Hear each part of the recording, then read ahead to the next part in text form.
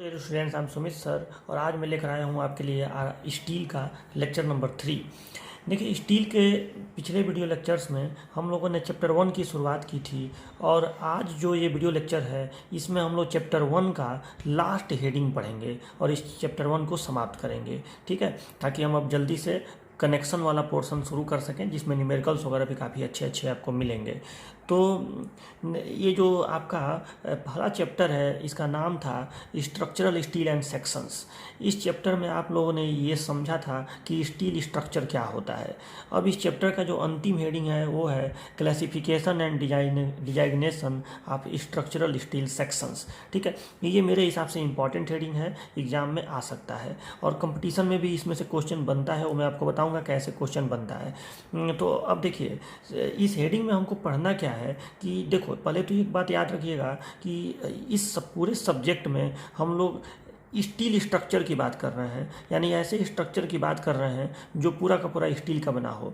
ठीक है, RCC structure की बात नहीं कर रहे हैं क्योंकि आरसीसी में भी स्टील होता है लेकिन वो केवल छड़ों के रूप में होता है। स्टील स्ट्रक्चर जैसे स्टील की बिल्डिंग, स्टील का ट्रस या स्टील का टावर, उसमें अनेक सेक्शंस होते हैं जिन्हें जोड़ के स्टील स्ट्रक्चर बनाया जाता है। ठीक है, अब ये सेक्शन कहीं आई होगा, कहीं चैनल होगा, कहीं टी सेक्शन होगा। ठीक है, अलग अलग सेक्शनों को जोड़ के हम लोग स्ट्रक्चर बनाते हैं। ये जो सेक्शन है ये स्टील मिल्स में, स्टील रोलिंग मिल्स में रोल करके बनाए जाते हैं। ठीक है, तो ये सेक्शन गाड़ियों पर लाद कर और साइट पर ले जाया जाता है और वहाँ उसे नट बोल्ट से या वेल्डिंग से या रिविट से, जैसे भी हो, उन्हें आपस में जोड़ के और स्ट्रक्चर को खड़ा किया जाता है। बात समझ में आया ना? तो ये उस स्ट्रक्चर को हम लोग कहते हैं स्टील स्ट्रक्चर।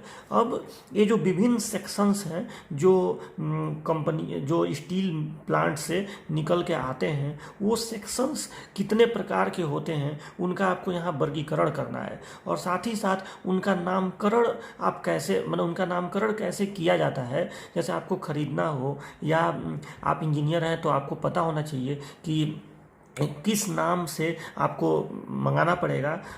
ठीक है, उसके अंदर का और भी क्वालिटीज़ क्या क्या होती हैं, कौन कौन से पैरामीटर्स होते हैं, ये सब आपको पता होना चाहिए। तो यही हम इस हेडिंग में पढ़ेंगे कि जो डिफरेंट स्ट्रक्चरल स्टील के सेक्शंस होते हैं वो कौन कौन से होते हैं और उनका नामकरण, डिजाइनेशन का मतलब होता है नामकरण, और उनका नामकरण कैसे किया जाता है। ठीक, अब ये जो क्लासिफिकेशन और डिजाइनेशन है इसको IS 800 2007 ने किया है और साथ ही साथ एक हैंडबुक है जो स्ट्रक्चरल स्टील सेक्शंस, जो एक हैंडबुक है जिसका नाम क्या है, SP6 पार्ट 1। ठीक है, इसे बोलते हैं SP6 पार्ट 1 इज टू 1964, क्योंकि ये 1964 में बना है।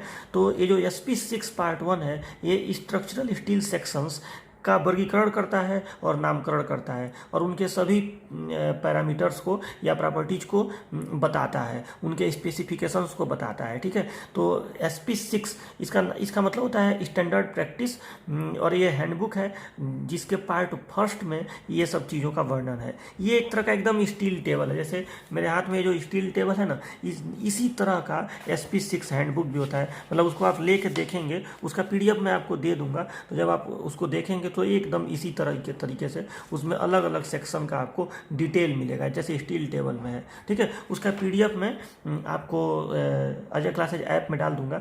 PDF देखने के लिए आप लोग जो जब ऐप खोलेंगे तो नीचे बैच ऑप्शन रहता है ना, उसमें जाएंगे तो आपको अपना बैच दिखाएगा। आप सिविल फाइनल ईयर में जाइएगा, फिर ऊपर आपको अलग अलग टैब दिखाई देगा जैसे ओवरव्यू, असाइनमेंट, स्टूडेंट, सरकाते जाएंगे तो लास्ट में स्टडी मटेरियल आएगा, उसी में मैं वो PDF डाल दूंगा। ठीक है, तो चलिए अब अपना वीडियो लेक्चर शुरू करते हैं। ये हेडिंग आप लोग नोट्स में लिख दीजिएगा, साथ साथ में नोट्स बनाते रहिएगा। हालांकि इस नोट्स का भी जो PDF है जब ये कंप्लीट हो जाता है ना तो पूरे चैप्टर का ये जो PDF है वो मैं अजय क्लासेज ऐप में जो स्टडी मटेरियल वाला टैब है उसमें डाल दूंगा। ठीक है, जो लोग नहीं लिख पा रहे हैं वो लोग वहाँ से भी मैनेज कर लीजिएगा। ठीक है, तो आपको ये तो समझ में आया ना कि जो स्ट्रक्चरल स्टील सेक्शंस हैं उसको जनरली ये IS कोड और ये हैंडबुक में उसका वर्णन किया गया है, मैंने क्लासीफाई और डिजाइनेट किया गया है। डिटेल देखेंगे तो इसी में मिलता है हैंडबुक में। IS 800 में कोई खास डिटेल नहीं है, डिटेल पूरा देखेंगे तो इसी में मिलता है। ठीक है, SP6 हैंडबुक में। तो चलो अब देखो कितने प्रकार के रोल्ड स्टील सेक्शंस होते हैं। मैं इसको रोल्ड स्टील क्यों बोल रहा हूँ, क्योंकि रोलिंग मिल में, स्टील में रोलिंग प्लांट होता है, रोलिंग मिल होता है, जिसमें रोल करके ये सेक्शन बनाए जाते हैं। इसको हॉट रोलिंग प्रोसेस कहते हैं। ठीक है, तो देखिए कितने प्रकार के सेक्शन होते हैं जिनका प्रयोग करके स्टील स्ट्रक्चर बनाया जाता है। तो सबसे पहला रोल्ड स्टील सेक्शन है रोल्ड स्टील आई सेक्शन। आई के आकृति में होता है, नाम से ही क्लियर है। फिर rolled steel channel section, channel section आप जानते होंगे सी के आकृति में होता है। Rolled steel tea section, T के आकृति में होता है। Rolled steel angle section, angle के आकृति में एंगल यानी एल के आकृति में होता है। ट्यूबुलर सेक्शन, ट्यूबुलर सेक्शन यानी जो खोखला हो, ठीक है, मतलब इस टाइप से, ठीक, यहाँ पे खोखला हो, इसको ट्यूबुलर सेक्शन कहेंगे। रोल्ड स्टील बार्स, देखो इसमें भी छड़ें, स्टील स्ट्रक्चर में भी स्टील की छड़ें प्रयोग की जाती हैं, यानी कि केवल आरसीसी स्ट्रक्चर में, आरसीसी में तो केवल छड़ें प्रयोग की जाती हैं, इसमें इन सब के अलावा कहीं कहीं छड़ें भी प्रयोग की जाती हैं। तो ये छड़ें तो जैसा होता है वृत्ताकार भी होता है और यहाँ पे वर्गाकार छड़ें भी आती हैं। ठीक है, इस तरह की छड़ें भी आती हैं। तो ये हो गया रोल्ड स्टील बार। और एक अंतिम होता है रोल्ड स्टील फ्लैट्स या प्लेट्स या सीट्स, मतलब ये सारी अलग अलग चीज़ें हैं, मतलब एक ही में लिख दिया हूँ क्योंकि सबके ये एक ही जैसा होता है, थोड़ा थोड़ा अंतर होता है, इसलिए इसको एक ही में लिख दिया हूँ, लेकिन है अलग अलग चीज़ें। तो रोल्ड स्टील फ्लैट्स, प्लेट्स और सीट्स, इन सब का डिफरेंस मैं आपको जब डिटेल में ये सब पढ़ाऊंगा तो बताऊंगा। ठीक है, तो इतने तरह के रोल्ड स्टील सेक्शन होते हैं। इसमें आप देखेंगे तो सबसे ज़्यादा प्रयोग एंगल सेक्शन का होता है। ठीक, और आई सेक्शन का, एंगल सेक्शन आई सेक्शन का प्रयोग सबसे ज़्यादा होता है। चैनल का भी प्रयोग ठीक ठाक होता है। ठीक है, तो ये सारे जो है, प्लेट का भी प्रयोग बहुत ज़्यादा होता है। तो ये सब स्ट्रक्चर स्टील के सेक्शंस हो गए। ठीक है, जिनका प्रयोग करके हम लोग स्टील स्ट्रक्चर का निर्माण करते हैं। तो अब आइए बारी बारी हम लोग एक एक सेक्शन को देखेंगे। अभी आप लोग पहले समझ लीजिए, तब मैं आपको बताऊंगा कि एग्जाम में आपको कैसे लिखना है, क्वेश्चन कैसे बनेगा। ठीक है, जब मैं कहूँगा तभी आप वीडियो को पॉज करके लिखिएगा। ठीक है, अभी आप बस समझते जाइए बातों को। सबसे पहला हेडिंग अब रहेगा रोल्ड स्टील आई सेक्शन। तो देखिए आई सेक्शन जो है, आई की आकृति का होता है, आपको ये दिख रहा होगा, आई की आकृति का है। इसमें ऊपर और नीचे वाले को हम लोग कहते हैं फ्लैंज। ठीक है, ये इसको फ्लैंज बोलते हैं, और बीच में जो खड़ा वाला पोर्शन होता है इसको हम लोग वेब बोलते हैं। ठीक है, अब ये फ्लैंज है, ये वेब है। और इस चीज़ देखो, ये रियलिटी में मतलब ये जो सेक्शन है थोड़ा सा इस टाइप से, मतलब थोड़ा सा मैं इसका एक ऐसे ही फिगर बना रहा हूँ। ठीक है, मतलब रियलिटी में तो ये इस तरह से एकदम आयताकार नहीं होता है, रियलिटी में ऐसा होता है, लेकिन मैं आपको दिखाने के लिए ऐसा कर रहा हूँ। ठीक है, इस तरह से ये ऐसे, इस तरह से ये सेक्शन होता है। अब ये खूब लंबा गया रहेगा। ठीक है, ये केवल इसका सेक्शन दिखाया गया है सामने से, और ये खूब लंबा इसे गया रहेगा, और अलग अलग लंबाई का होता है, यानी कि बहुत लंबा रहेगा, कुछ लंबाई तक रहेगा, फिर दूसरा सेक्शन रहेगा। जैसे आप लोग रेलगाड़ी की पटरी देखे हैं ना, रेल की पटरी, कुछ उसी टाइप से, कि एक वो भी तो आई सेक्शन ही होता है, लेकिन उसमें ऊपर छोटा होता है, नीचे बड़ा होता है। ठीक है, उस टाइप का ये नहीं है, लेकिन समझने के लिए आप समझ सकते हैं। तो उसी टाइप का है, अलग अलग अलग अलग कुछ लंबाई के अलग अलग अलग अलग सेक्शंस आते हैं। तो जनरली सेक्शन का ही डिटेल से हमें मतलब होता है, लेंथ से मतलब नहीं होता है। ठीक है, तो अब देखिए कि यहाँ पे सेक्शन जो है, ये इसमें क्या क्या डिटेल आपको हैंडबुक में चाहे स्टील टेबल में मिलेगा, या आप अगर इंजीनियर हैं तो किन किन डिटेल से आपका डिजाइन निर्भर करेगा स्टील स्ट्रक्चर का, या आप कैसे डिसाइड करेंगे कि कौन सा मजबूत होगा, या कब कौन सा चूज करेंगे। ठीक है, तो ये सारी चीज़ें इस सेक्शन पे ही डिपेंड करती हैं। तो पहले देख लो सेक्शन में क्या क्या है। तो सेक्शन में देखिए, ये फ्लैंज इसको बोलते हैं वेब, इसकी चौड़ाई को हम लोग कहते हैं विड्थ ऑफ फ्लैंज, BF। देखो यहाँ पे इधर लिख भी दिया हूँ, BF जो है विड्थ ऑफ फ्लैंज है।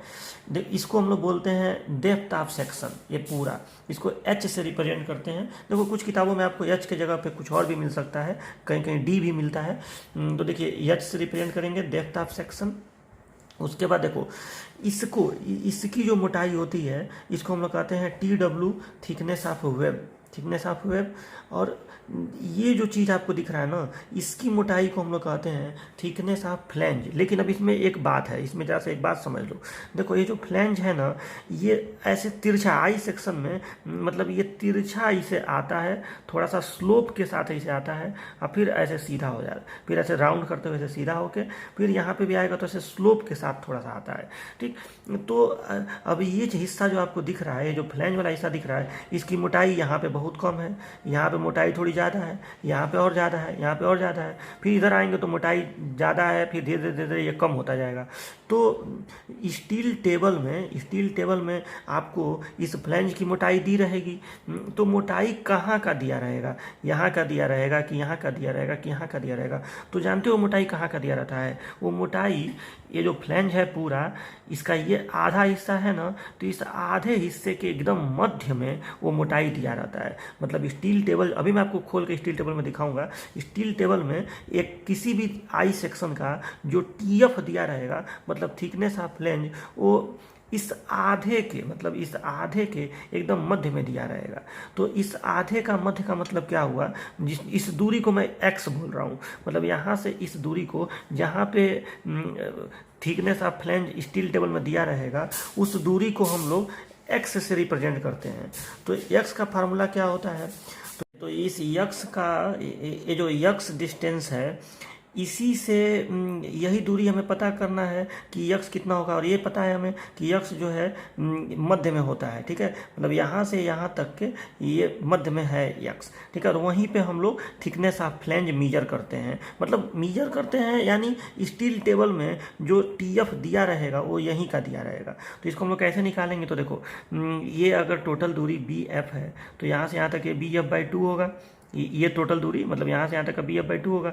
और ये देखो ये जो टी डब्ल्यू है, टी डब्ल्यू पूरा मोटाई टी डब्ल्यू है, थिकनेस ऑफ, तो इसमें से ये आधा मोटाई कितना होगा, मतलब मैं इस मोटाई की बात कर रहा हूँ। ठीक, ये मोटाई कितना होगा, ये हो जाएगा टी डब्ल्यू बाई 2। तो देखो ये यहाँ से लेकर यहाँ तक बी एफ बाई 2, और ये इतना दूर हो गया टी डब्ल्यू बाई 2।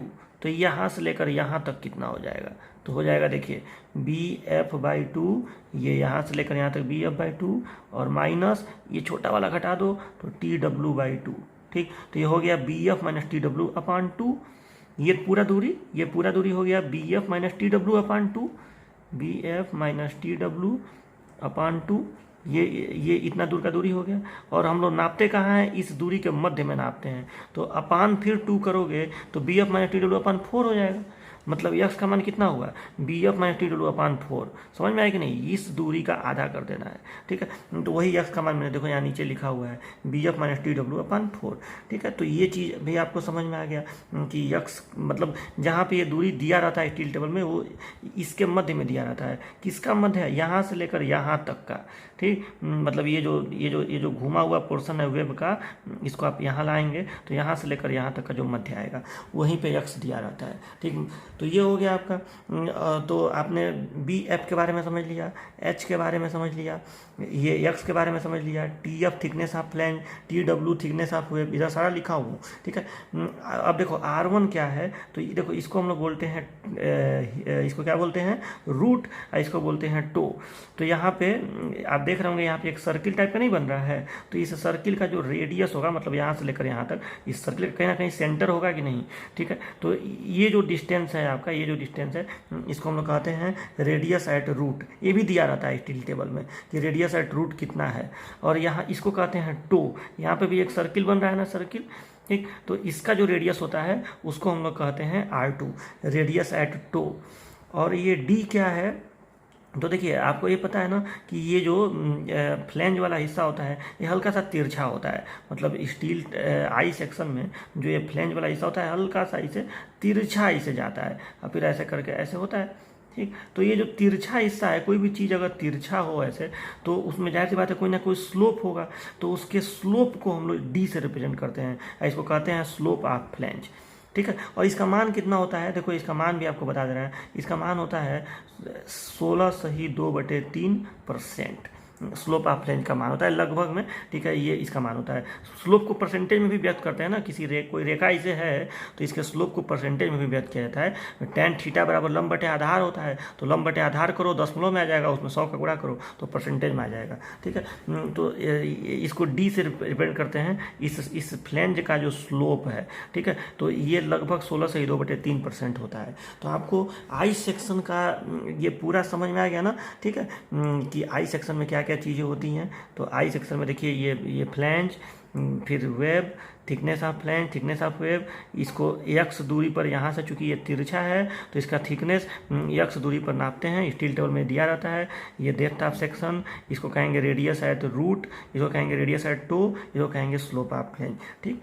और ये एक्सिस है एक्स एक्स और वाई वाई, ये सेंट्रॉइडल एक्सिस है, मतलब इसका परिकेंद्र यहाँ पे होगा तो हॉरिजॉन्टल ऐसे खींच दो और वर्टिकल ऐसे खींच दो, तो ये एक्स एक्स और वाई वाई ये हो गया। अब इसी को मैं थोड़ा सा आपको स्टील टेबल में भी दिखा दे रहा हूँ, स्टील टेबल में क्या क्या डिटेल आपको दिया रहता है, ठीक है।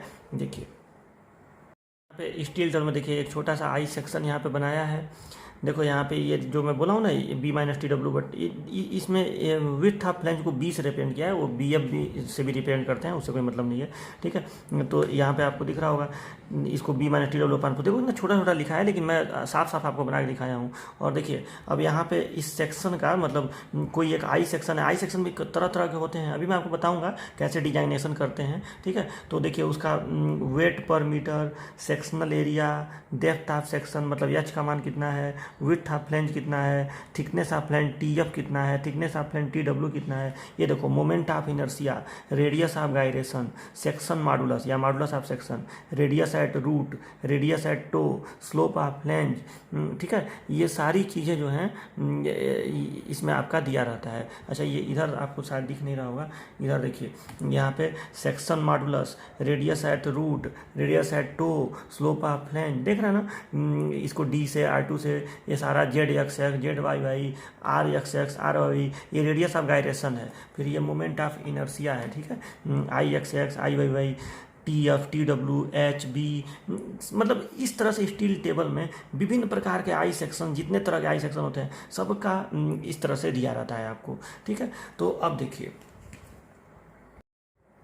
तो देखिए आपको करना क्या है कि सबसे पहले तो मतलब यहाँ पे लिख लेना है ऊपर इस हेडिंग के अंदर कि स्ट्रक्चर स्टील सेक्शन का वर्गीकरण इस प्रकार है, ये सारा नाम लिख लेना है। फिर पहला हेडिंग डालना है, ये फिगर बनाना है, और फिगर बनाने के बाद इसमें जो भी अक्षर आए हुए हैं सबको यहाँ पे बता देना है कि किसका क्या मतलब हुआ, ठीक है। तब ये हेडिंग अभी ये कंप्लीट नहीं हुआ है, अभी आपको इसका डिजाइनेशन बताना है कि नामकरण कैसे इसका किया जाता है, ठीक है, और उसका कुछ एग्जाम्पल भी आपको देना है, ठीक है। तो ये सारा चीज़ तो आपको इतना समझ में आया आई सेक्शन का। अब आगे देखिए आई सेक्शन का डिजाइनेशन, देखिए ये यही आपके सिलेबस में लिखा भी है, डिजाइनेशन में नामकरण कैसे करते हैं। तो देखो नामकरण जो है इंडियन स्टैंडर्ड ने कैसे किया हुआ है, इस तरह से नामकरण करते हैं, ISJB, ISLB, ISMB, ISWB, ISHB, इस तरह से आई सेक्शन का नामकरण होता है।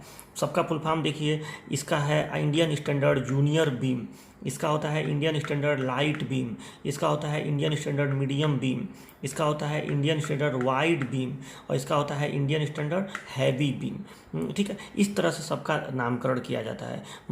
अब देखो ये जो जूनियर बीम है ये थोड़ा इसका जो फ्लैंज होता है ये कम चौड़ा होता है, हल्का होता है, ये सेक्शन भी इसका छोटा होता है, इसलिए इसका नाम दिया गया है इंडियन स्टैंडर्ड जूनियर बीम, ठीक।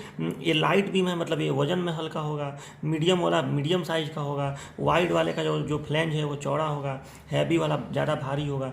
तो इस तरह से अलग अलग आई सेक्शन का डिजाइनेशन किया गया है। अब अगर कोई इंजीनियर है उसको अपने रिक्वायरमेंट के हिसाब से यही तो डिज़ाइन का मतलब होता है कि कौन सा आप चूज करेंगे, ठीक है। मतलब जब आप कोई स्टील स्ट्रक्चर बनाएंगे तो कौन सा उचित होगा, कौन सा सेक्शन इसमें से चूज करेंगे, इसी को तो डिजाइन करना कहते हैं, ठीक है। तो वो तो जब आप इसके बारे में जानेंगे कि ये सेक्शन जो हैं क्या होते हैं, इसके पैरामीटर्स क्या क्या होते हैं, इसके स्पेसिफिकेशन क्या क्या होते हैं, तभी तो समझ पाएंगे, ठीक है, कि कौन सा लगाने से आपका काम चल जाएगा। जैसे अब मान लो कि ज़रूरत है इस वाले की और आप लगा दिए ये वाला, ठीक है, मजबूत भले हो जाएगा, या ये वाला लगा दिए मजबूती भले मिल जाएगी, तब दाम भी तो बढ़ जाएगा, स्ट्रक्चर हैवी हो जाएगा बहुत ज़्यादा, ठीक है। तो इंजीनियर का मतलब ये होता है कि जिसकी ज़रूरत हो वही लगाए, ठीक। तो ये इसका नामकरण ऐसे करते हैं। अब इसका देखो, इसका कुछ एग्जाम्पल भी आप देख लीजिए। जैसे जब इसका नामकरण हो गया तो उसके बाद जब भी जैसे मान लीजिए कि आपको कोई एक स्पेशल आई सेक्शन का नाम लेना है तो ऐसे लिखा जाता है। देखो ISMB 500, मान लो suppose at 500 at the rate 103.7 kg प्रति मीटर। इसका मतलब देखो क्या हुआ, इसका मतलब ये हुआ कि आप इंडियन स्टैंडर्ड मीडियम बीम यानी ऐसे आई सेक्शन की बात कर रहे हैं जो मीडियम वाले कैटेगरी में आएगा। उसका जो डेप्थ है वो 500 होगा, जो डेप्थ है वो 500 होगा, ठीक है। यच जो अभी बताया हूँ उसका जो डेप्थ ऑफ सेक्शन है वो 500 होगा। और एट द रेट के आगे जो लिखा हुआ है ये उस आई सेक्शन के एकांक लंबाई का भार है, ठीक है, केजी में एकांक लंबाई का भार है। जैसे ये कोई आई सेक्शन है, रियलिटी में इस तरह से स्क्वायर में नहीं होता है, अभी आपको बताया था मैं, लेकिन ये मान लो कि कोई आई सेक्शन है तो ये तो पर्याप्त लंबा होता है ना, सेक्शन छोड़ दो, लेकिन ये जो लेंथ है तो पर्याप्त लंबा होता है, तो इसके एकांक लंबाई का भार कितना होगा वो यहाँ पे लिख दिया जाता है। मतलब इसका जब नामकरण करते हैं तो उसमें दो चीज़ लिखते हैं, एक लिखते हैं डेप्थ ऑफ सेक्शन, मतलब यहाँ पे जो भी अंक लिखा रहेगा वो डेप्थ ऑफ सेक्शन है, और आगे जो लिखा रहेगा वो एकांक लंबाई का भार है। वैसे भी ये इसका तो मात्रक भी लिखा रहता है, केजी प्रति मीटर में ये लिखा रहता है, और ये जनरली एमएम में अथवा सेंटीमीटर में, खास करके एमएम ज़्यादा फेमस है, अगर न लिखा हो तो एमएम ही माना जाता है। तो यहाँ इसको आप देखेंगे तो आपको खुद समझ में आ गया कि ऐसे आई सेक्शन की बात की जा रही है जो मीडियम वाला है, उसका डेप्थ जो है वो 500 है और उसके एकांक लंबाई का भार 103.7 kg है, ठीक है। डिटेल पता चल गया। तो इसका डिजाइनेशन अब देखो सेमेस्टर में तो बस ऐसे ही क्वेश्चन आएगा कि विभिन्न प्रकार के स्ट्रक्चर स्टील सेक्शंस का वर्णन कीजिए, क्लासीफाई कीजिए, नामकरण रखिए, तो आपको तो सेमेस्टर में बस ऐसे जैसे मैं लिखवा रहा हूँ आपको लिख देना है। लेकिन कंपटीशन में देखो क्वेश्चन कैसे आता है, जैसे कंपटीशन में आपसे ऐसे पूछ देंगे कि आई सेक्शन का डिजाइनेशन किस बेसिस पे करते हैं, तो इसमें आपको दो नाम याद रखना है, एक तो इसके डेप्थ ऑफ सेक्शन और एक उसके एकांक लंबाई का भार, यानी weight per unit length, weight per unit length, ठीक। इन दो चीज़ों के आधार पे उसका डिजाइनेशन हम लोग करते हैं। मतलब आईएस डिजाइन, मतलब ये जो नाम लिखा गया इसके आगे जो दो चीज़ें रहेंगी, एक रहेगा डेप्थ और एक रहेगा ये, तो ये चीज़ याद रखिएगा। अच्छा, कंपटीशन में कई बार ये फुल फार्म वगैरह भी पूछते हैं, सब थोड़ा सा चेंज कर देंगे, सब आप कन्फ्यूज होने लगेंगे 4 ऑप्शन देख के, तो फुल फार्म अच्छे से याद रखिएगा, ठीक है। अच्छा, इसमें एक दो बातें और आपको नोट में मैं बता दे रहा हूँ, ठीक है, कि जो ISJB होता है इसका प्रयोग जनरली ट्रस के पर्लिन में होता है। अब ये पर्लिन वगैरह क्या है, जब मैं आपको ट्रस चैप्टर पढ़ाऊंगा, आपके में है ये ट्रस चैप्टर, तो वहाँ बताऊंगा। तो ISJB का प्रयोग कहाँ होता है, ट्रस के पर्लिन में। ये ISLB, ISMB और ISWB, इसका प्रयोग जनरली बीम में होता है, ठीक है। स्टील के जो बीम बनते हैं, जैसे बीम वाला भी चैप्टर है आपके में, तो स्टील का जो बीम बनता है उसमें इसका प्रयोग होता है। और ISHB का प्रयोग कहाँ होता है, तो इसका प्रयोग जनरली कॉलम में होता है। देखो नाम में भले ही बीम लिखा हुआ है, कई बार ऐसा आप देखे होंगे कि आई सेक्शन को ऐसे खड़ा करके और इसके मदद इसकी सहायता से कॉलम भी बनाया जाता है, ठीक है। इस तरह से आई सेक्शन को खड़ा करके और इसकी सहायता से कॉलम वगैरह भी बनाए जाते हैं, इस तरह से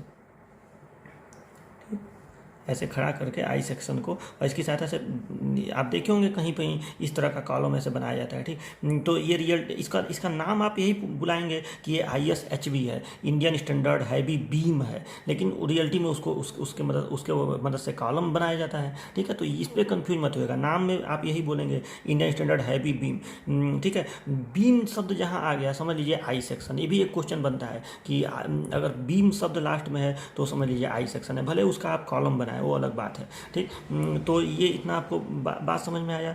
अच्छा, इंडिया में जो है ना ये ISLB और ISMB यही दोनों ज़्यादा मिलता है, मतलब इंडिया के जो रोलिंग मिल्स हैं वो इन्हीं दोनों का उत्पादन ज़्यादातर कर पाती हैं, तो ये भी बात याद रखिएगा, कोई आपसे पूछ दे, इन्हीं दोनों का उत्पादन ज़्यादातर होता है, ISLB का और ISMB का। जनरली ISLB का प्रयोग बीम के रूप में किया जाता है, और चूँकि इंडिया में ये तो मिलता ही नहीं है ज़्यादा, तो ISMB का ही प्रयोग कहीं बीम और कहीं कॉलम के रूप में हम लोग कर लेते हैं, ठीक। तो ये आपको इतना समझ में आया। अब इसको थोड़ा सा आप स्टील टेबल में दोबारा एक बार देख लीजिए, देखो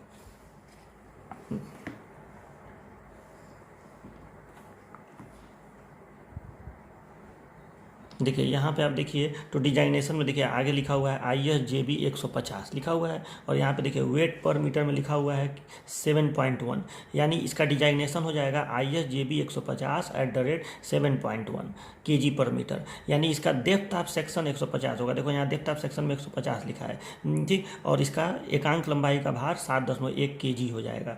और बाकी सारा चीज़ इस स्टील टेबल में मिल जाएगा आपको, width of flange, thickness of flange, thickness of web, moment of inertia, radius of gyration, section modulus, R1 R2 D, सबका मान इसमें आपको मिल जाएगा, ठीक है। यही इसकी खासियत होती है, हर चीज़ का मान इसमें आपको स्टील टेबल में मिल जाएगा, क्योंकि ये सब मान कोई याद थोड़ी ही कर पाएगा, लेकिन न्यूमेरिकल वगैरह में इसकी ज़रूरत पड़ती है, तो इसीलिए स्टील टेबल एग्जाम में अलाउ रहता है, ठीक। न्यूमेरिकल में आपको जैसे मान लो कि किसी क्वेश्चन में इसका यूज कर दिया, ISMB 150 का यूज कर दिया, ठीक, तो आप देखेंगे कि ISMB 150 का ये सेक्शनल एरिया कितना है, ठीक। आप देखेंगे डेप्थ ऑफ सेक्शन तो खैर नाम से ही क्लियर हो जाएगा, 150 ही रहेगा, लेकिन इसका फ्लैंज का विड्थ कितना है, TF कितना है, IXX कितना है, IYY कितना है, ये सब आपको इससे पता चल जाएगा, ठीक है। तो ये पूरा डिटेल आपको समझ में आया। तो यहाँ पे आपका आई सेक्शन जो है ये कंप्लीट हुआ, मतलब आपको टोटल ये पूरा चीज़ I section, rolled steel I section में ये फिगर बना के ये पहले लिख लेना है, फिगर बनाना है सबसे पहले,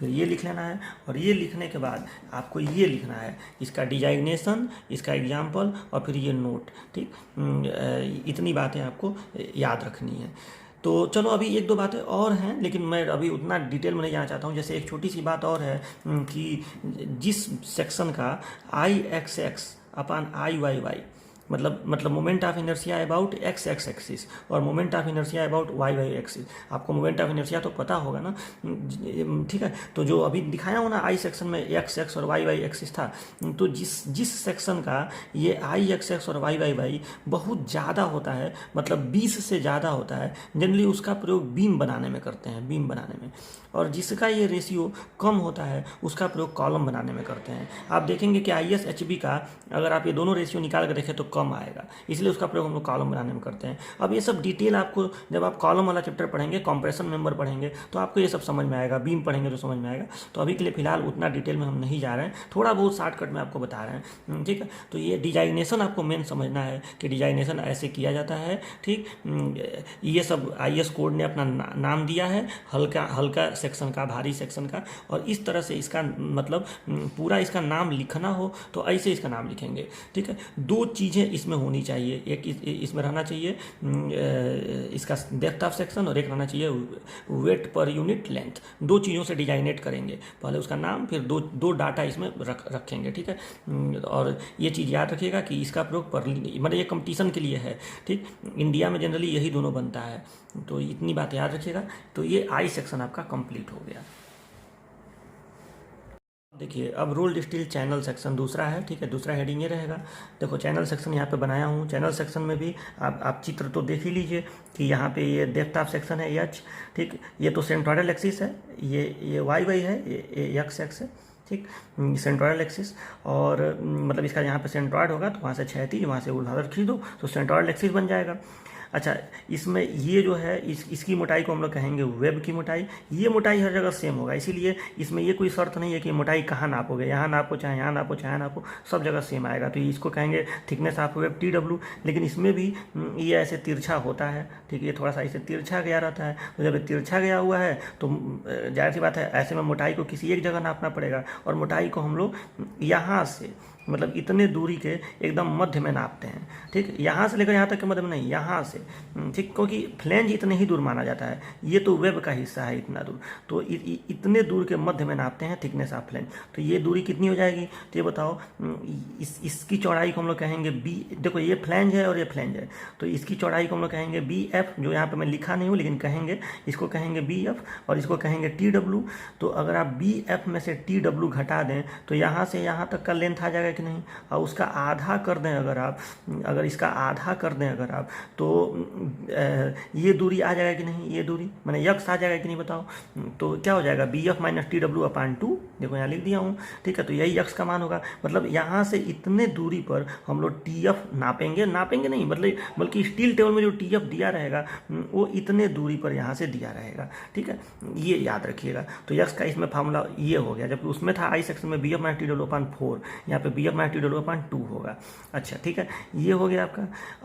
अब देखो इसमें भी बाकी चीज़ें रहेंगी, यहाँ पे सब चीज़ हर बार नहीं लिखना पड़ेगा। यहाँ भी स्लोप ऑफ फ्लेंज होगा डी, यहाँ भी रेडियस एट टो होगा, ठीक है, यहाँ भी रेडियस एट रूट होगा, इसका ये स्लोप होगा, ठीक है। तो वो सब चीज़ें इसमें भी होंगी, लेकिन मेन चीज़ देखो, ये हो गया बी एफ, ये हो गया बी एफ, ऊपर नीचे का बराबर होगा, ये हो गया टी डब्ल्यू, ये हो गया टी एफ, इसका ये यक्स दूरी पर मापेंगे, ठीक। तो ये इतनी चीज़ें हो गई। हाँ, इसमें एक चीज़ और आएगा, देखो ये तो आपको ये चीज़ इसमें आएगा कि जो ये वाई एक्सिस है, इसका इस जगह से डिस्टेंस भी आपको दिया रहता है, और इसको नाम क्या लिखते हैं, तो सी वाई लिखेंगे, क्योंकि ये वाई का मतलब ये जो सेंट्रॉइडल एक्सिस है वाई उसका इस कोने से डिस्टेंस है, इसीलिए इसको सी वाई नाम दिया गया है। मतलब distance of centroidal axis Y, ये भी आपको स्टील टेबल में दिया रहेगा। आई सेक्शन में ये नहीं दिया रहता है, जानते हो क्यों? क्योंकि आई सेक्शन में सेंट्रॉइडल एक्सिस एकदम बीच में होता है, एकदम बीच में, ठीक। तो ये एकदम बीच में है, तो उसको देने क्या जरूरत है, अगर ये यच है तो यच का एकदम आधे पे ये होगा, ठीक। और अगर ये बी एफ है तो बी एफ के एकदम बीच में ये होगा। तो उसमें तो सेंट्रॉइड जो है वो बिना कैलकुलेट किए ही आप जान जाएंगे, क्योंकि ये भी सिमेट्रिकल है, ये भी सिमेट्रिकल एक्सिस है, तो दोनों के कटान बिंदु पर मध्य में होगा, इसलिए उसमें सी एक्स एक्स या सी वाई नहीं दिया रहेगा। इसमें भी सी एक्स एक्स इसको नहीं दिया रहेगा, हालांकि इसको आप सी एक्स एक्स कह सकते हैं, लेकिन ये नहीं दिया रहेगा। क्यों? क्योंकि ये तो सिमेट्रिकल है ना, ये जो चैनल सेक्शन है इसके सिमेट्रिकल है, तो अगर आपको यच दिया है तो यच का आधा ये दूरी हो जाएगी, लेकिन इसके सिमेट्रिकल नहीं है, इसीलिए ये डिस्टेंस आपको दिया रहेगा सी वाई। तो ये बात आपको समझ में आया ना। डिजाइनेशन कैसे करते हैं, तो डिजाइनेशन के लिए अलग अलग नाम जो है आईएस कोड ने, एक नाम दिया है ISJC Indian standard junior channel, आप फुल फॉर्म जरा यहाँ लिख लीजिएगा, ठीक है। Indian standard junior channel, Indian standard light channel, Indian standard medium channel, और इसका होता है इंडियन स्टैंडर्ड स्पेशल चैनल, ठीक। ऐसे इसका नामकरण आईएस कोड ने किया है। एक एग्जाम्पल देख लीजिए, तो इसका भी जब फुल डिजाइनेशन करेंगे तो उसमें एक अंक रहेगा यहाँ पे, वो यच को बताएगा, डेप्थ ऑफ सेक्शन को बताएगा, और आगे एक और अंक रहेगा जो वेट पर यूनिट लेंथ बताएगा, ठीक। तो ये आपको समझ में आया। तो यहाँ पे ये ISJC 100 @ 5.8 kg पर मीटर मैंने यहाँ पे दर्शाया है, ठीक। तो ऐसे इसका डिजाइनेशन करेंगे, ठीक है। तो इसको आप जैसा स्टील टेबल में भी एक बार देख लीजिए, यहाँ पे ISJC 100 है, ठीक है। वो यहाँ पे ऊपर यहाँ पे देख लीजिएगा, यहाँ पे फिगर भी है इसका यहाँ पे, और देखो ये ISJC 100, इसका देखो वेट पर जो इसका W है, वेट पर मीटर या वेट पर लेंथ, ये 5.8 है, तो इसका नामकरण कैसे हो जाएगा, ISJC 100 @ 5.8, वही मैंने एग्जाम्पल में लिखा था। फिर इसका सेक्शनल एरिया भी आपको यहाँ दे दिया है, डेप्थ ऑफ सेक्शन भी, मतलब आपको केवल ये चीज़ पता रहे ISJC 100, तो आप इसका बाकी सारा डिटेल इसमें से देख लेंगे। Sectional area, depth of section, width of section, thickness of flange, TF, TW, देखो CYY, इसमें एक एक्स्ट्रा चीज़ आ गई ना CYY, फिर IXX, IYY, RXX, RYY, फिर यहाँ पे आप देखिए तो ZXX, ZYY, R1, R2, D, ये सारा डिटेल आपको स्टील टेबल से मिल जाएगा। तो ये इसका एग्जाम्पल जो मैंने लिखा आपको समझ में आया, ठीक है। यहाँ पे जो मैंने एग्जाम्पल लिखा है ISJC 100 @ 5.8 kg पर मीटर, ठीक। तो ऐसे चैनल सेक्शन का करते हैं, ठीक। चैनल सेक्शन का प्रयोग कई जगह कॉलम के रूप में, मतलब इसका प्रयोग हम लोग कई जगह कॉलम के रूप में ज़्यादातर करते हैं, ठीक है। इसका प्रयोग तो दोनों के रूप में आपको बताया हम करते हैं, मोस्टली बीम के रूप में करते हैं, लेकिन कभी कभी इसका प्रयोग कॉलम के रूप में भी होता है। तो ये चीज़ें आपको समझ में आई इतनी। तो अब आपको ये दूसरा जो हेडिंग है, इसको ऐसे हेडिंग डाल के लिख के, और फिर आपको ये फिगर बनाना है, फिगर के पास ही ये लिख दीजिएगा, और सीधे डिजाइनेशन करिएगा, सबका फुल फॉर्म लिख दीजिएगा, और एक एग्जाम्पल दे दीजिएगा, ज़्यादा कुछ नहीं करना है, ठीक है। चलिए, तो अब अगला हेडिंग दूसरा है रोल्ड स्टील टी सेक्शन। तो देखिए टी सेक्शन का मैंने यहाँ पे फिगर बनाया हुआ है। ठीक, टी सेक्शन में याद रखिएगा कि टी सेक्शन में ये तिरछा नहीं होता है, मतलब ये ऐसे नहीं होता है कि ऐसे जाके ये तिरछा हो, ये ऐसे सीधा ही होता है। ठीक, तो इसमें अच्छी बातें हैं कि इसमें आप टी एफ कहीं भी नाप सकते हैं, यहाँ यहाँ यहाँ, मतलब इसमें यक्स वाला लफड़ा नहीं है कि किसी बीच में यहाँ नापोगे। ठीक है, तो टी एफ तो कहीं नापा जाएगा। अच्छा, इसमें इसको कहेंगे फ्लेंज, इसको कहेंगे वेब। तो इसका जो विड्थ होगा उसको कहेंगे width of flange, B F हो गया, और इसका जो थिकनेस है वो टी एफ हो गया, B F and T F. और ये वेब है, वेब का जो थिकनेस है वो टी डब्ल्यू हो गया। ठीक, तो स्टील टेबल में देखो यहाँ पे मैं जो भी नाम लिख रहा हूँ ये डिटेल स्टील टेबल में आपको मिलेगा। ठीक, तो ये आप याद रखिएगा। जैसे कोई बच्चा हो सकता है कहे इसमें जैसा समय यच नहीं लिखा हूँ, ये यच भी मिल जाएगा स्टील टेबल में, डेप्थ ऑफ सेक्शन। अच्छा, कोई बच्चा ये भी कर सकता है सर इसका ये जो वेब है इसका क्या हाइट नहीं पता चलेगा। तो देखो जो चीज़ें कैलकुलेट हो जाती हैं, जैसे अगर आपको ये यच दिया है, यच में से आप टी एफ घटा दें तो अपने आप हाइट ऑफ ये वेब निकल जाएगा। ठीक है, या डेप्थ ऑफ वेब निकल जाएगा, तो वो चीज़ आपको नहीं देगा। ठीक है, जो कैलकुलेट हो सकता हो, इसीलिए वही चीज़ देगा जो जिसकी ज़रूरत हो आपको। तो ये बी एफ दे दिया, टी एफ दे दिया, मतलब जो नाम मैं इसमें लिखा हूँ वो सब आपको स्टील टेबल में मिलेगा, इसलिए तो लिखा हूँ।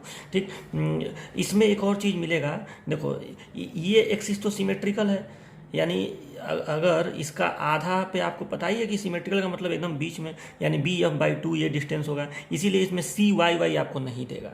ठीक, हाँ, लेकिन इसमें सी एक्स एक्स आपको देगा, क्योंकि ये एक्स एक्स एक्सिस है, तो इसका जो हाइट होगा उसको सी एक्स एक्स बोला गया है स्टील टेबल में। तो ये हाइट सी एक्स एक्स कितना होगा अलग अलग टी सेक्शन के लिए वो आपको स्टील टेबल में देगा। ठीक, और इसके अलावा I X X, I Y Y, R X X, R Y Y, वो सब तो आपको मिलेगा ही। ठीक, मोमेंट ऑफ इनर्शिया इसके परितः, इसके परितः, ठीक है, रेडियस ऑफ गायरेशन इसके परितः, इसके परितः, वो सब आपको मिलेगा। तो ये फिगर आपको बनाना पड़ेगा। ठीक, अब इसका डिजाइनेशन देख लीजिए।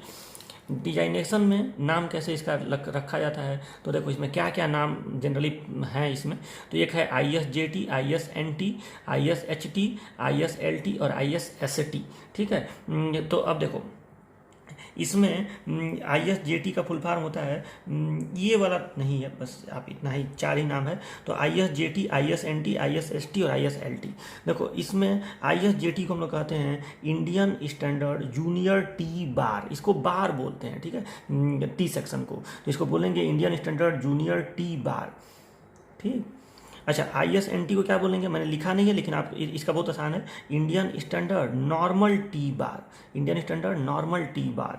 ठीक, अच्छा, इसको क्या बोलेंगे आई एस एच टी को, इसको हैवी नहीं बोलेंगे, इसको बोलेंगे Indian standard wide flange T bar, Indian standard wide flange T bar.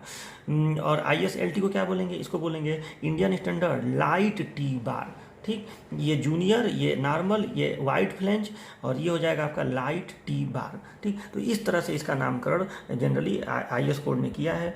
ठीक है, जो आई एस जे टी होता है ये सबसे हल्का होता है, आई एस एन टी थोड़ा सा उससे भारी होता है, ये बहुत भारी होता है। ठीक, और ये भी हल्का ही होता है। ठीक, तो इस तरह से इसका नामकरण जनरली आई एस कोड ने किया है।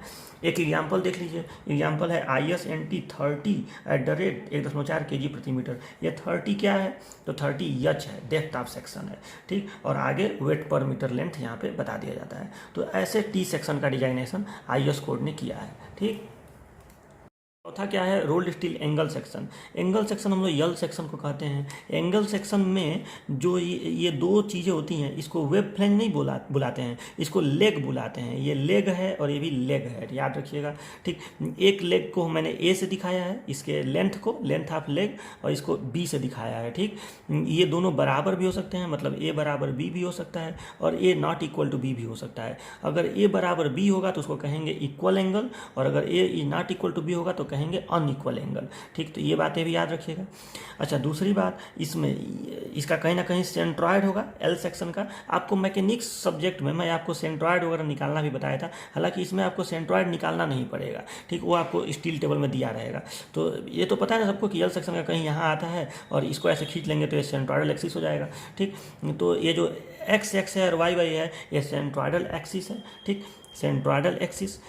और अब जाहिर सी बात है इसका सेंट्रोइडल एक्सिस कोई सिमेट्रिकल वाला नहीं है, तो आपको स्टील टेबल में वाई वाई का भी दूरी यहाँ कोने से दिया रहेगा, इसको बोलेंगे सी वाई वाई, और इसी कोने से एक्स एक्स का भी दिया रहेगा, इसको कहा जाएगा सी एक्स एक्स। ये डिस्टेंस भी आपको दिया रहेगा सी एक्स एक्स सी वाई वाई। इसके मोटाई को टी और इसके मोटाई को टी, और इसमें भी ये लफड़ा नहीं है कि ये तिरछा जाता है, मतलब आप मोटाई को यहाँ नापिए, यहाँ नापिए, यहाँ नापिए, कहीं भी नाप सकते हैं। और हाँ, इन दोनों लेगों की मोटाई बराबर होती है हमेशा, मतलब जितना मोटाई अगर ये 10 mm है तो ये भी 10 mm होगा, मतलब टी और टी बराबर होते हैं, इसलिए मैंने T1 T2 नहीं लिखा है। हाँ, ए और बी जो है ये लेंथ जो है वो बराबर हो भी सकता है, नहीं भी हो सकता है। और अब देखो तो ये एक्स एक्स ये वाई वाई, इसमें एक्स एक्स और वाई वाई के अलावा एक और एक्सिस होता है जिसको हम लोग कहते हैं प्रिंसिपल एक्सिस, और ये इस कोने से ऐसे जाता है, इस कोने से ऐसे जाता है प्रिंसिपल एक्सिस, और इससे ये मेजर प्रिंसिपल एक्सिस है। यू क्या है? Major principal axis. और इसके परपेंडिकुलर मतलब यू के लंबवत एक और एक्सिस होता है भी, जिसको हम लोग कहते हैं माइनर प्रिंसिपल एक्सिस। अब ये एक्सिस क्या है, कहाँ से आता है, इसका क्या काम है, तो जब मैं आपको एंगल सेक्शन पढ़ाऊँगा, मतलब जब आपको टेंशन मेंबर, कंप्रेशन मेंबर उसमें पढ़ाऊंगा, तो इसमें इन सब का यूज होता है। ठीक, जनरली इसका यूज टेंशन मेंबर में ज़्यादातर होता है, तो मैं जब वो पढ़ाऊंगा तो आपको बताऊंगा कि इस यू और भी का काम क्या है। नाम याद रखिएगा, यू को कहते हैं मेजर प्रिंसिपल एक्सिस और भी को कहते हैं माइनर प्रिंसिपल एक्सिस। ये यू इस सेंट्रॉइड से इस कोने वाले को मिलाते हुए आप ऐसे खींच देंगे तो यू हो जाएगा, और यू के लंबवत भी होता है। ठीक, तो ये इतना चीज़ याद रखिएगा। बाकी चीज़ें तो आपको अब इसमें बस फिगर बना लेना है, कुछ लिखना नहीं है, बस फिगर आपको बना लेना है। ठीक, हाँ, अब इसका डिजाइनेशन देखिए कैसे कोड ने डिजाइनेशन किया है, तो बस 2 ही डिजाइनेशन है, एक है ISA और एक है ISBA। ISA को हम लोग कहते हैं इंडियन स्टैंडर्ड एंगल, इसमें इक्वल वाला भी आता है, अनइक्वल वाला भी आता है, और एक होता है ISBA Indian standard bulb angle. देखो इंडियन स्टैंडर्ड बल्ब एंगल जो है ना, ये कुछ इस टाइप से होता है, जैसे ये है, इस टाइप से हो गया, और इसमें यहाँ पे ऐसे छोटा सा ऐसे बल्ब टाइप का ऐसे निकला रहता है। ठीक, इस तरह से ये इस टाइप होता है, इसी पोर्शन को हम लोग बल्ब कहते हैं। बल्ब, ये शिप वगैरह जो जहाज वगैरह होते हैं उनके निर्माण में इस तरह का सेक्शन प्रयोग होता है, उसको हम लोग कहते हैं इंडियन स्टैंडर्ड बल्ब एंगल। ठीक, तो बस नाम याद रखिएगा, कभी कंपटीशन वगैरह में पूछा जा सकता है, इसलिए याद रखिएगा। तो ये डिजाइनेशन हो गया। अब एग्जाम्पल देखिए, जैसे अगर इक्वल एंगल है तो एग्जाम्पल ऐसे हो गया, ISA 70x70x5। अनइक्वल एंगल है, देखो ना, ये अनइक्वल हो गया क्योंकि यहाँ लिखा है 30x20x3। अब सुनो, कभी भी एंगल सेक्शन में ऐसे ही डिजाइनेशन किया जाता है, मतलब सबसे पहले आप A लिखेंगे, फिर B लिखेंगे और फिर T लिखेंगे। देखो ये A है, ये B है, ये T है। ठीक है, यहाँ फिगर में देख लीजिए A B और T, यानी कहीं ना कहीं पहला लेग, फिर दूसरा लेग, और फिर उस लेग की मोटाई, थिकनेस। यहाँ पे देखो ये 30 ये 20 तो अनइक्वल नहीं हो गया, और मोटाई तो 3 दोनों लेगों की सेम होती है। ठीक, तो ऐसे इसका डिजाइनेशन करते हैं, मतलब इसमें वेट का प्रयोग नहीं करते हैं। इसका डिजाइनेशन करने के लिए केवल लेग की साइज और थिकनेस का यूज करते हैं। इसमें अब आगे @ लिख के वो लिखने की जरूरत नहीं रहती है। ठीक है, इसका केवल लेग का लेंथ, दोनों लेग का लेंथ, और फिर आगे चल के गुड़े करके उसका थिकनेस लिख देते हैं। ऐसे इक्वल एंगल, मतलब ऐसे एंगल का करते हैं। लिखेंगे यहाँ भी ISA और यहाँ भी ISA, चाहे इक्वल हो चाहे अनइक्वल हो, दोनों के लिए ISA ही यूज करते हैं। तो ये बात आपको इतनी समझ में आई, डिजाइनेशन हो गया, एग्जाम्पल हो गया, तो ये एंगल सेक्शन भी कंप्लीट हो गया। बस आप इसको अच्छे से अपने कॉपी पे लिख लीजिएगा। अच्छा, एंगल सेक्शन जो है ये सबसे ज़्यादा प्रयोग होता है, इस बात को याद रखिएगा। स्टील स्ट्रक्चर में सबसे ज़्यादा प्रयोग आपको यही सेक्शन होते हुए दिखेगा। ठीक है, 5वां जो सेक्शन है वो है tubular section, rolled steel tubular section. Tubular माने खोखला। ठीक है, तो ये जो सेक्शन है ये खोखला है सब, इसको आप यहाँ पे चाहें तो हैचिंग कर सकते हैं। ठीक है, ये चूँकि उसके सेक्शंस हैं तो आप ऐसे इसको कर सकते हैं। तो आप देखिए, तो ये रोल्ड स्टील ट्यूबुलर सेक्शंस हैं। इसमें क्या होता है ट्यूबुलर सेक्शंस में, तो इसमें ये खोखला होता है ये, और ये 3 तरह का होता है। एक होता है, मैंने केवल फुल फॉर्म मैंने आप खुद लिख लीजिएगा। एक होता है SHS, एक होता है RHS और एक होता है CHS। ठीक, इसका फुल फॉर्म क्या होगा?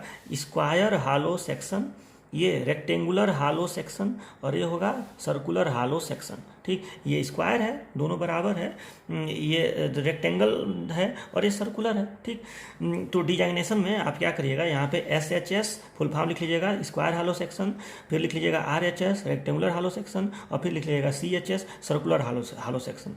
अब इसका एग्जाम्पल देखिए कैसे, मतलब इसका रियल में डिजाइनेशन लिखते कैसे हैं, कैसे इसको कहीं डिजाइन वगैरह करेंगे तो कैसे इसका लिखा रहेगा। जैसे आप मान लीजिए कि आप इंजीनियर हैं, तो आप कैसे दिखाएंगे कि क्या यूज किया जा रहा है, तो ऐसे लिखना पड़ेगा ना।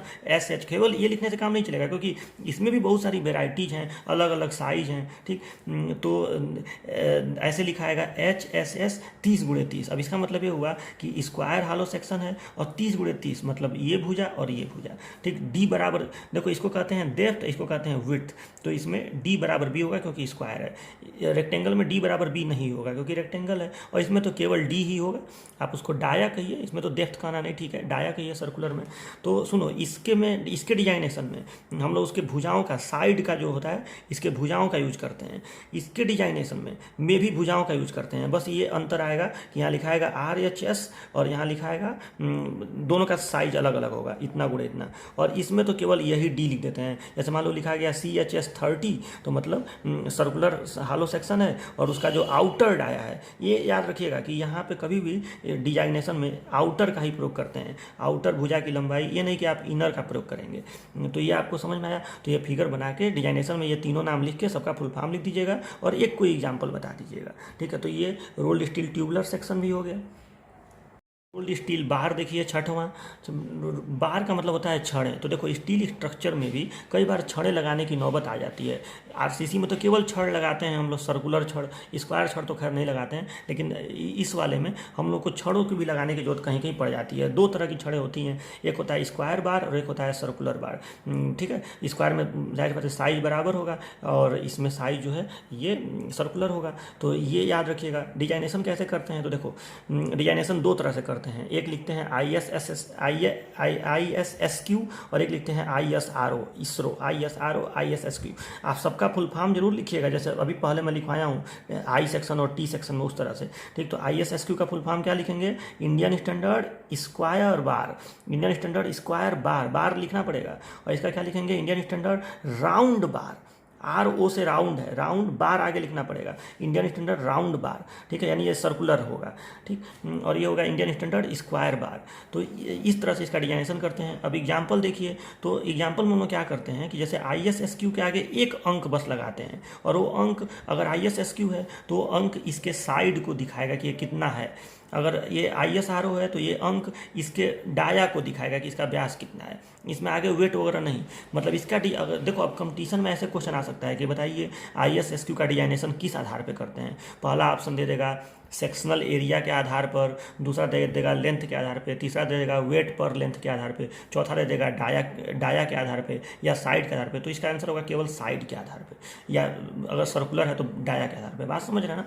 तो इस तरह से रोल्ड स्टील बार का डिजाइनेशन किया जाता है। तो बस आपको इतना ही इसमें लिख देना है और कुछ नहीं। हाँ, इसका फुल फॉर्म जरूर लिख लीजिएगा। एग्जाम्पल तो बस ऐसे लिख कर छोड़ देंगे। इसको भी अगर आपको कोई कहे समझाने को तो ऐसे बता देंगे। इसका मतलब क्या हुआ कि Indian standard square bar of 10 mm side. इसका क्या होगा, Indian standard round bar of 10 mm dia. ठीक, तो ये हो गया इसका भी, इसको लिख लीजिएगा। बात और बता दे रहे हैं कि जब ये जो डाया है सर, ठीक है, जब ये डाया लेस देन 6 mm हो जाता है तो उसको हम लोग वायर कहते हैं, स्टील वायर। ठीक है, तो ये जैसा आप नोट में कहीं लिख लीजिएगा कि जब डाया 6 mm से कम हो तो उसको स्टील वायर कहते हैं, तब स्टील बार नहीं कहेंगे। ठीक, तो ये भी चीज़ याद रखिएगा। देखिए क्या है, फ्लैट, प्लेट, सीट। ठीक, और एक और चीज़ यहाँ पे आता है स्ट्रिप। ठीक, तो ये इन चारों चीज़ों को बता रहा हूँ। रोल्ड स्टील नहीं भी लिखेंगे तो चलेगा। फ्लैट, प्लेट, सीट और स्ट्रिप, ये क्या होता है। ठीक, तो सबसे पहले आप इसका डिजाइनेशन देखिए। देखो ये जितनी चीज़ें मैं लिखा हूँ ये सब एकदम समतल होते हैं, सब में एरिया होता है। ठीक है, मतलब जैसे इसको आप कहेंगे एक मान लो फ्लैट कह रहे हो। ठीक, तो इसमें क्या है, केवल ऐसे इस टाइप से केवल इसमें क्षेत्रफल है। ठीक, मतलब ऐसे है, ये प्लेट टाइप का, एकदम समतल प्लेट टाइप का है। इसी को कभी फ्लैट कहेंगे, कभी प्लेट कहेंगे, कभी सीट कहेंगे, कभी स्ट्रिप कहेंगे। कब क्या कहेंगे वो मैं अभी आपको बता रहा हूँ। पहले आप इसका डिजाइनेशन देखिए। तो देखो, फ्लैट का डिजाइनेशन होता है ISF से। मैंने इसके लिए जो अक्षर यूज करते हैं, जो वर्ड यूज करते हैं, ISF यूज करते हैं। इसका फुल फॉर्म आगे लिखिएगा, क्या लिखेंगे? Indian standard flat. फिर प्लेट का करते हैं ISPL से, ठीक, ISPL से। इसका फुल फॉर्म आगे लिखिएगा, क्या लिखेंगे? इंडियन स्टैंडर्ड प्लेट्स, बस। और सीट का करते हैं ISSS से। इसका क्या लिखेंगे? Indian standard seat. और स्ट्रिप का करते हैं ISST से। इसका क्या लिखेंगे? Indian standard seat. ठीक है, तो ये इतना आपको समझ में आया। इस तरह से इसका डिजाइनेशन करेंगे। अब एग्जाम्पल देखिए। तो देखो, फ्लैट का जब डिजाइनेशन करते हैं तो उसमें क्या क्या चीज़ें रहती हैं। तो फ्लैट के इस साइड में हम एक अंक लिखते हैं और इस साइड में एक अंक लिखते हैं, ठीक। तो ये जो अंक होता है ये फ्लैट के विड्थ को बताता है और ये उसके थिकनेस को बताता है। जैसे मान लो कि ये कोई फ्लैट है इस टाइप से। थोड़ा सा मैं ऐसे व्यू बना रहा हूँ, जैसे मान लो कि ये कोई फ्लैट है, ठीक है, यहाँ पे इस तरह से, ठीक, ये कोई फ्लैट है। तो इसमें ये चीज़ जो है, ये तो थिकनेस हो गया, ये इस फ्लैट का थिकनेस हो गया, और ये इसका विड्थ हो गया, ठीक। ये थिकनेस है और ये विड्थ है। तो मतलब सामने से देखेंगे तो आपको ऐसा दिखेगा, सामने से देखेंगे तो बस ऐसा यही दिखेगा कि नहीं। यानी ये चीज़ T हो गया और ये चीज़ B हो गया, ये चीज़ B, ये चीज़ T। तो इसका डिजाइनेशन कैसे करते हैं इसको जरा सा समझ लीजिए। तो देखो, इसका डिजाइनेशन जो है वो हम लोग इस तरह से करते हैं। यहाँ पर लिखा है 30 ISF 10। तो 30 इसमें क्या हो गया? ये विड्थ हो गया, और ये क्या हो गया? 10 हो गया। मतलब अगर 30 ISF 10 लिखा हो तो तुरंत समझ लीजिए कि Indian standard plate of 30 mm width और 10 mm थिकनेस, ठीक। तो इस तरह से फ्लैट का डिजाइनेशन करते हैं। अब आगे देखिए प्लेट का कैसे करते हैं। प्लेट का ISPL 2000x1000x8 ये किसी एक प्लेट का बताया गया है। तो प्लेट का जब डिजाइनेशन करते हैं ना, तो इसमें प्लेट का लेंथ, विड्थ और थिकनेस तीनों चीज़ बताते हैं। मतलब मान लो कि इसी को मैं प्लेट कह रहा हूँ, तो इसमें इसका ये लेंथ भी बताया जाता है, ठीक। प्लेट का लेंथ भी बताएंगे, इसका विड्थ भी बताएंगे और इसका थिकनेस भी बताएंगे। तो ऐसे लिखेंगे ISPL 2000x1000x8, ठीक। अभी मैं अंतर बता रहा हूँ कि फ्लैट, प्लेट, सीट और स्ट्रिप में अंतर क्या है। तो ऐसे मतलब कभी भी अगर तीनों चीज़ लिखा हुआ हो, ISPL लिखा हो तो प्लेट है, लेकिन प्लेट है तो तीनों चीज़ आपको लिखना पड़ेगा। मतलब ये क्वेश्चन बनता है कि प्लेट का डिजाइनेशन कैसे करते हैं, तो लेंथ, विड्थ और थिकनेस। फ्लैट का डिजाइनेशन कैसे करते हैं, किसके बेसिस पे करते हैं, तो इसका करते हैं केवल विड्थ और थिकनेस। अच्छा, तीसरा चीज़ हो गया ISHS, माने सीट का कैसे करेंगे। सीट माने एकदम पतला, जिसका थिकनेस बहुत कम हो। जनरली थिकनेस 4 mm से अगर कम होता है, ये चीज़ आपको नोट में एक जगह लिखना पड़ेगा कि अगर थिकनेस जो T है ये लेस देन 4 mm है, अगर T लेस देन 4 mm है तो उसको हम लोग सीट कहते हैं, सीट, ठीक। मतलब ये मोटाई बहुत कम है, उसको चादर, सीट कहेंगे, स्टील का चादर। तो इसका भी डिजाइनेशन हम लोग तीनों के बेसिस पे करते हैं। चादर की लंबाई, लेंथ, चादर का विड्थ और उसका थिकनेस, जो ये 4 mm से कम ही आएगा। तो देखो 4 या 4 mm से कम आएगा। T should be less than or equal to 4 mm। तो ISHS 2000, ये ज़्यादा से ज़्यादा बड़ा वाला लेंथ होगा, गुणे 600 विड्थ होगा और गुणे थिकनेस 4 हो गया, ठीक। तो इस तरह से इसके तीनों के बेसिस पे इसका डिजाइनेशन करते हैं, जैसे प्लेट का करते थे। बस ये याद रखिएगा, नोट में इसको नीचे लिख लीजिएगा कि जब थिकनेस 4 mm से कम हो तो उसे हम लोग सीट कहते हैं। और लास्ट क्या है, ISST स्ट्रिप। स्ट्रिप का हम लोग ऐसे करते हैं, और स्ट्रिप का जो डिजाइनेशन है ना, वो हम लोग केवल विड्थ और थिकनेस के आधार पे करते हैं, विड्थ और थिकनेस। जैसे हम लोग फ्लैट का करते थे, मतलब केवल विड्थ, मतलब ये चीज़ और ये चीज़। लेकिन इसमें हम लोग दोनों अंकों को इसके बाद लिखते हैं, मतलब ऐसा नहीं करते हैं कि इधर 200 इधर 2 लिखते हैं। ये सब देखो लिखने का जो स्टैंडर्ड तरीका है वही पालन आपको करना पड़ेगा। तो इसको लिखेंगे ISST 200x2। तो ये विड्थ हो गया और ये इसका थिकनेस हो गया। अच्छा, स्ट्रिप किसे कहते हैं, तो स्ट्रिप तब कहेंगे जब थिकनेस 2 mm से भी कम हो। सोचो, मतलब चादर कब कहेंगे जब थिकनेस 4 mm से कम हो, और स्ट्रिप कब तब कहेंगे जब थिकनेस 2 mm से कम हो। तो इसको भी आप नोट में एक जगह लिख लीजिएगा कि जब थिकनेस 2 mm से कम हो, 2 या 2 mm से कम हो, तो उसे स्ट्रिप कहते हैं। स्ट्रिप माने पट्टी, ठीक। तो ये इतनी चीज़ आपको समझ में आ गई। स्ट्रिप में लेंथ इतना ज़्यादा होता है ना, मतलब स्ट्रिप, देखो स्ट्रिप का मतलब हुआ कि लेंथ बहुत ज़्यादा, मतलब ये चीज़ इसका बहुत ज़्यादा होगा, लेंथ बहुत ज़्यादा होगा। तो इसीलिए इसमें हम लोग लेंथ के बेसिस पे डिजाइनेशन नहीं करते हैं। अब लेंथ इतना ज़्यादा है इसका कि ये चीज़ तो चलो समझ में आता है कि आपको ये विड्थ बताना पड़ेगा, ये थिकनेस बताना पड़ेगा, लेकिन लेंथ इतना ज़्यादा है कि लेंथ के आधार पर डिजाइनेशन नहीं करते हैं। तो सीट उसे कहते हैं, सॉरी स्ट्रिप उसे कहते हैं जिसका थिकनेस 2 mm से कम हो, लेंथ इसमें बहुत ज़्यादा होता है। ये क्या है, सीट में थिकनेस 4 mm से कम होता है और इसमें तीनों के आधार पर डिजाइनेशन करते हैं। ठीक, लेंथ भी इसमें बताते हैं, विड्थ और थिकनेस तो बताएंगे ही बताएंगे। ठीक है। और प्लेट क्या होता है, तो प्लेट में जनरली थिकनेस ज़्यादा होता है और इसमें तीनों के आधार पर डिजाइनेशन करते हैं, लेंथ, विड्थ और डेप्थ, थिकनेस तीनों के आधार पे। ठीक है। और फ्लैट में, फ्लैट क्या होता है, तो फ्लैट जो होता है इसका डिजाइनेशन हम लोग 2 ही आधार पे करते हैं, एक विड्थ और थिकनेस।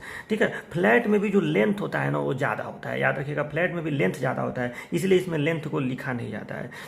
तो इतनी चीज़ आपको समझ में आ गई। अच्छा, एक अंतर आपको फ्लैट और प्लेट में मैं और बता दे रहा हूँ कि जैसे एक अंतर छोटा सा और है, ये भी आप नोट में लिख लीजिएगा। ठीक है। एक नोट में तो ये लिखिएगा कि जिसका 4 mm से 4 या 4 mm से कम हो उसे सीट कहते हैं। एक नोट लिखिएगा जिसका थिकनेस 2 या 2 mm से कम हो उसे स्ट्रिप कहते हैं। और एक नोट आप ये लिख लीजिएगा कि जैसे ये मान लो कि ये किसी फ्लैट का सेक्शन है, सेक्शन का मतलब समझ रहे हो ना, जैसे ये कोई फ्लैट है तो ये, सॉरी, देखिए मान लीजिए कोई फ्लैट है तो जो हिस्सा इधर से दिखेगा सामने से उसी को हम लोग कहते हैं, मतलब इधर से देखने पर जो दिखेगा उसी को हम लोग कहते हैं सेक्शन। तो ऐसे कुछ इस टाइप से दिखेगा कि नहीं। तो फ्लैट में क्या होता है ना कि फ्लैट में ये जो बी होता है, बी, इसको हम लोग कहते हैं बी विड्थ, इसको कहेंगे टी थिकनेस। तो ये जो बी होता है ये जनरली लेस देन 400 mm होता है, लेस देन 400 mm। तो ये भी एक बात याद रखिएगा कि फ्लैट में जो विड्थ होता है ये 400 mm से कम होता है, लेंथ इसका अच्छा खासा ज़्यादा होता है, इसलिए इसमें लेंथ के हिसाब से डिजाइनेशन नहीं करते हैं। जबकि प्लेट में हमेशा बी जो है ग्रेटर देन 400 mm होता है। प्लेट में क्या होता है, B greater than or equal to 400 mm होता है प्लेट में। ठीक, इसीलिए प्लेट में चूँकि ये भी ठीक ठाक होता है, मतलब प्लेट में ये जो बी भी है ये भी ठीक ठाक होता है, मतलब इसका सेक्शन आपको ऐसे दिखेगा। तो इसीलिए इसमें लेंथ, अब ऐसा नहीं है कि इस चौड़ाई की तुलना में लेंथ बहुत ज़्यादा है, क्योंकि इसमें चौड़ाई भी ठीक ठाक होता है। तो इसीलिए प्लेट में हम लोग तीनों का यूज करते हैं डिजाइनेशन करते समय। ठीक है। इसमें हम लोग तीनों का यूज करते हैं, लेंथ का भी, विड्थ का भी और डेप्थ का भी। ठीक, इसमें मतलब कोई चीज़ ऐसा नहीं है कि विड्थ बहुत कम है और लेंथ बहुत ज़्यादा है।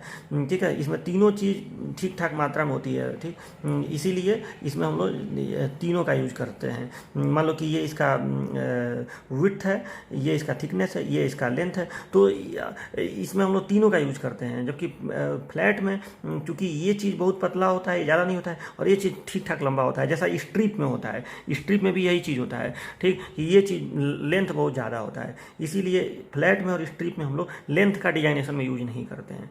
ठीक है। तो मुझे उम्मीद है कि आपको ये सारी बातें समझ में आ गई होंगी, और इसी के साथ तो इसको अच्छे से लिख लीजिएगा।